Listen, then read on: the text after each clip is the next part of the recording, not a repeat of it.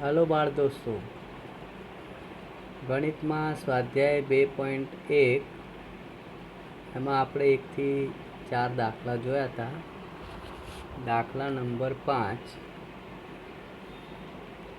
નીચે આપેલી સંખ્યાઓ પછી તરત આવતી સંખ્યા જણાવો। એ 24,40,701 પછી તરત આવતી સંખ્યા છે 24,40,702।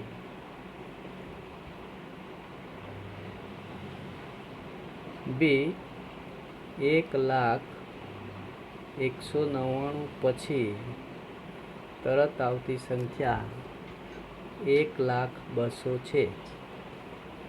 सी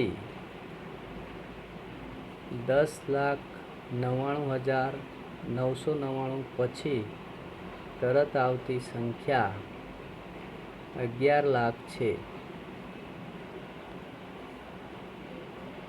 23,45,670 પછી તરત આવતી સંખ્યા 23,45,671 છે। નીચે આપેલી સંખ્યાની તરત પહેલાંની સંખ્યા જણાવો। હવે પહેલાંની સંખ્યા જણાવવાની છે, એટલે એક ઓછું કરીને બતાવવાનું છે। તો એ 94 પહેલાં તરત 93 આવે।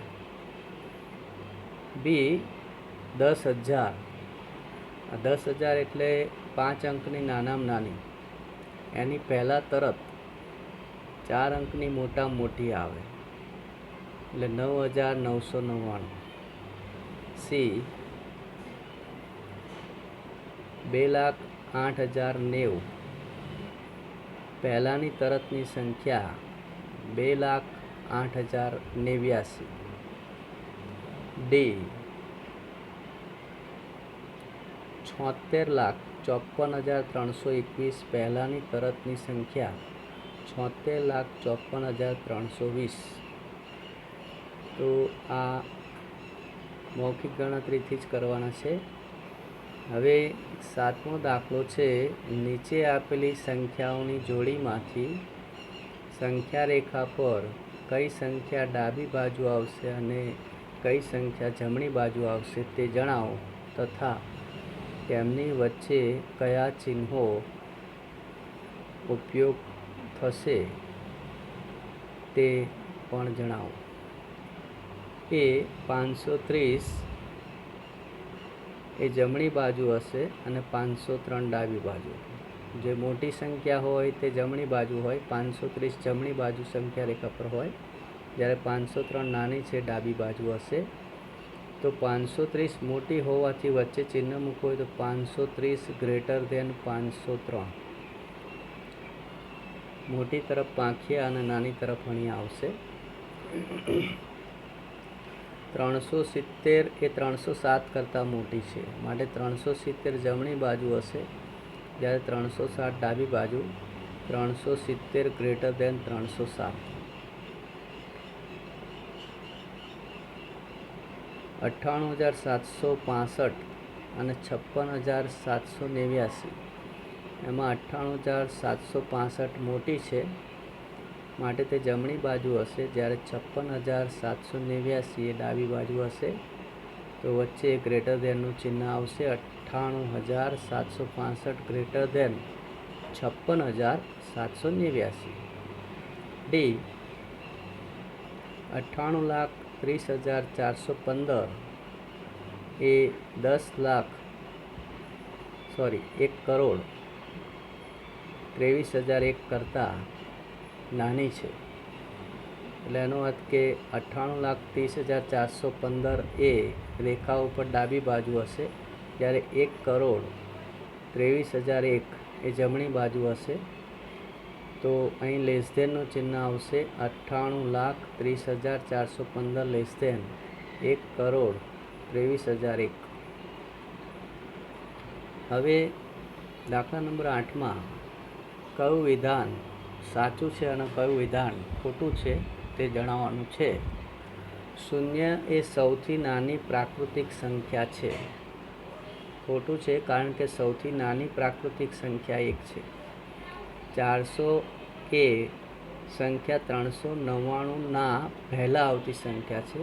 તો ખોટું છે, કારણ કે 400 એ 399 પછી આવતી સંખ્યા છે, માટે આ વિધાન ખોટું છે. શૂન્ય સૌથી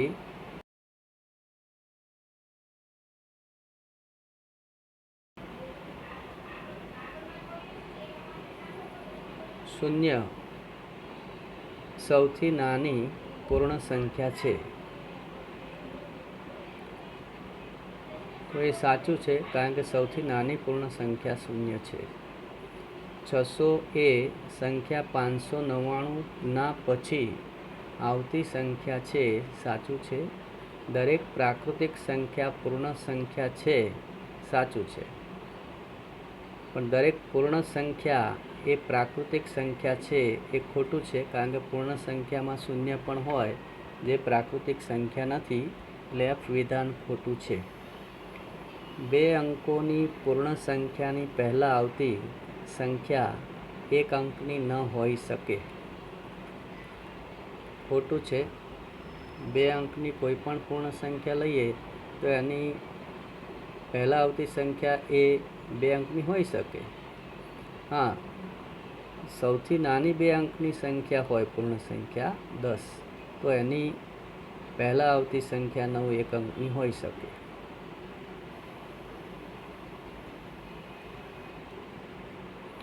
એટલે 2 અંકોની પૂર્ણ સંખ્યાની પહેલાં આવતી સંખ્યા 1 અંકની ન હોઈ શકે.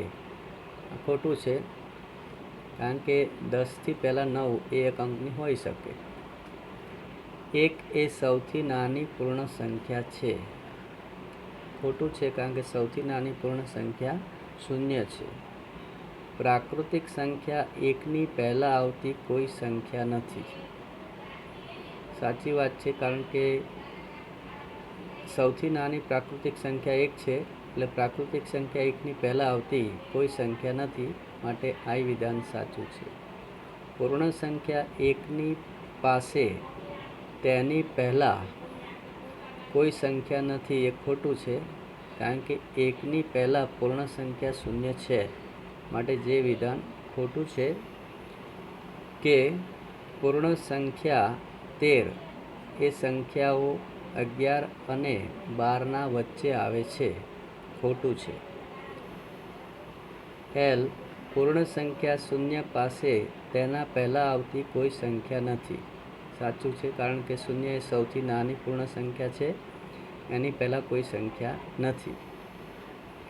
2 અંકોની સંખ્યા પછી આવતી સંખ્યા હંમેશા 2 અંકની જ હોય છે.